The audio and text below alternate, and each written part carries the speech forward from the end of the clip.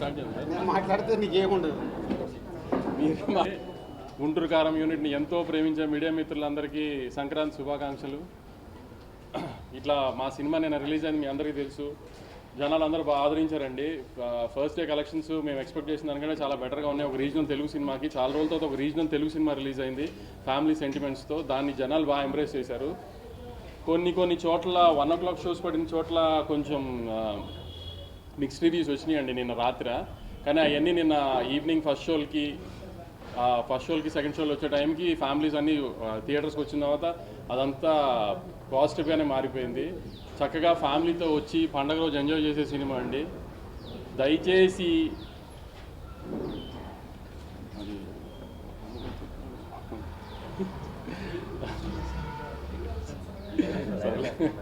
భయపెట్టేశా.